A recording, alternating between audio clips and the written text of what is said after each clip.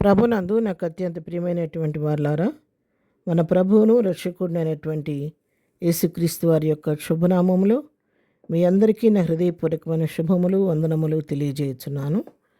ఉదయకాల సమయంలో దేవుని వాక్యాన్ని ధ్యానం చేసుకుందాం.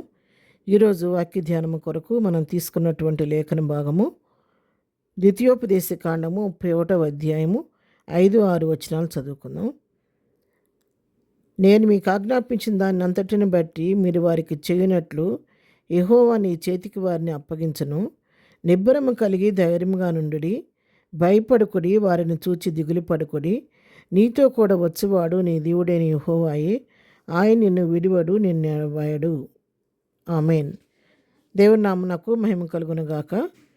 దేవుడు తన ప్రజలను ఉద్దేశించి మంచి వాక్య భాగాన్ని, హెచ్చరిక వాక్యాన్ని వాళ్ళకి అనుగ్రహిస్తూ ఉన్నాడు. మనం ఈరోజు మొత్తం దాని గురించి ధ్యానించలేం, కానీ ఒక్క మాట మనం తీసుకుందాం. నిబ్బరము కలిగి ధైర్యంగా నుండిన మాటను గురించి మనం మాట్లాడుకుందాం. ఇక్కడ తన ప్రజలతో ప్రభువు మాట్లాడుతున్నాడు. ఇశ్రాయేలు అందరితో మోషే ద్వారా ప్రభువు మాట్లాడుతున్నాడు.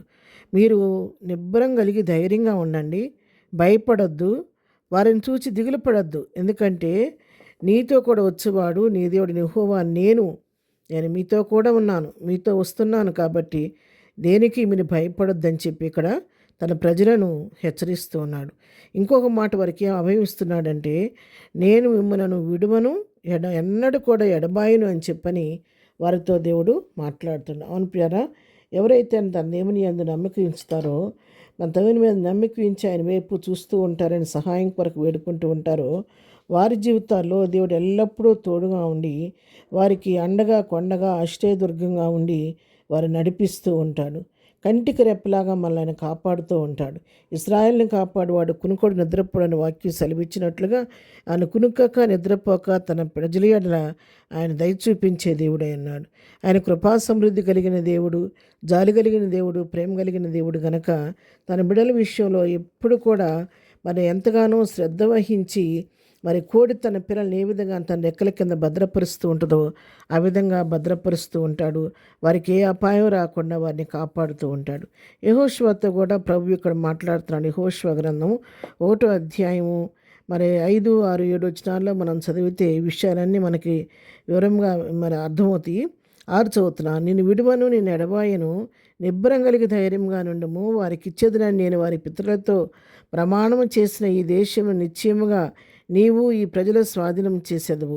అయితే నువ్వు నిబ్బరం కలిగి జాగ్రత్త పడి బహుధైర్యంగా నుండి నా సేవకుడైన మోషే నీకు ఆజ్ఞాపించిన ధర్మశాస్త్రం అంతటి చొప్పున చేయవలెను.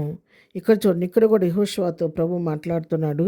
నువ్వు నీ బ్రతుకు దినంలో ఏ మనుషుడు కూడా నీకు తెరవలేడు కాబట్టి నేను మోషేకు తోడినట్టు నీకు తోడై ఉంటాను. కాబట్టి నేను విడువను, నేను ఎడబాయను. కాబట్టి నువ్వు నిబ్బరం కలిగి ధైర్యంగా ఉండు. నేను నీ పితరులతో చెప్పిన రీతిగా ప్రమాణం చేసిన దేశాన్ని నిశ్చయంగా నీ ప్రజల స్వాధీనం నేను చేస్తాను. కాబట్టి నువ్వు ధైర్యంగా ఉండు, నిబ్బరంగా ఉండి బహుగా జాగ్రత్త కలిగి బహుధైర్యంగా ఉండమని చెప్పని మోషే వలె నువ్వు కూడా ధర్మశాస్త్రం ప్రకారం జీవిస్తూ మోషే వలె నమ్మిక ఉంచమని యెహోషువతో కూడా ప్రభు సెలవిస్తున్నాడు. ఇంకొక భక్తుడు దావీదు కూడా మరి ఒక మంచి స్టేట్మెంట్ ఇస్తున్నాడు. చూడండి, 27వ కీర్తన 1వ వచనం చూస్తే, యెహోవా నాకు వెలుగు రక్షణీయునై ఉన్నాడు, నేను ఎవరికి భయపడదును. యెహోవా నా ప్రాణదుర్గము, ఎవరికి వెరతును. దావీదు అసలు ప్రశ్నిస్తున్నాడు. యెహోవా నాకు వెలుగు, ఆయన నాకు రక్షణ, ఆయన నా కోట, నా కొండ, నా శైలము, నా దాగుచోటు ఆయనే, నేను ఇంకెవరికి భయపడతాను.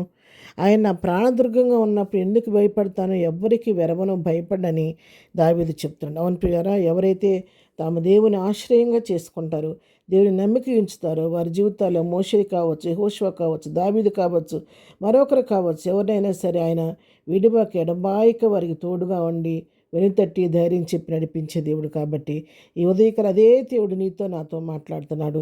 నిబ్బరం కలిగి ధైర్యం ఉండమని. ప్రియమైన సహోదరి సహోదరుడా, ఏ పరిస్థితుల వలన మనం కృంగిపోయి నలిగిపోయి ధైర్యాన్ని కోల్పోయి ఉన్నావేమో, ఉదయకాలం ప్రభు నీతోనే మాట్లాడుతున్నాడు. నిబ్బరం కలిగి ధైర్యంగా ఉండు, సమస్త నుంచి శక్తి కలిగిన దేవుని వైపు చూడు. తగిన సమయంలో దేవుడు నీ పట్ల కార్యం చేసి నీకున్న చీకును చింతను తొలగించి నీకు సంతోషాన్ని సమాధానాన్ని కలుగజేయబోతున్నాడు. ఆమేన్. ప్రార్థన. ప్రేమ కలిగిన తండ్రి, పరిశుద్ధుడా, నీకు వందనాలు. ఉదయకాలం మాకు ఇచ్చినటువంటి శ్రేష్టమైన వర్తమానాన్ని బట్టి నీకు వందనాలు. ఉదయకాల సమయంలో ఎవరైతే నిరాశ నిస్పృహల్లో కృంగిన స్థితిలో ఉన్నారో వారందరినీ ధైర్యపరచండి, నిబ్బరపరచండి నాయన. ప్రతి వారి పట్ల మీ కార్యాలు జరిగించి నూతన పరచండి. ఇదనం ప్రభా, మేము చేయ పనిపాట్లో రాకపోకల్లో ప్రతి విషయంలో నీ కృప తోడుగొంచండి. దుఃఖులను ఓదార్చండి, బలహీనలు బలపరచండి. ఇదనం బర్త్డే మ్యారేజ్ చేసుకుని బిడ్డలను దీవించి ఆశీర్దించి ప్రతి వారి పట్ల నీ కృప విస్తరింపచేయమని యేసు నామములో ప్రార్థించి అడిగి పొందుకొని ఉన్నాము తండ్రి. ఆమెన్. ప్రభు కృప సదాకాలం మనందరికీ తోడయుండి నడిపించునుగాక. ఆమెన్.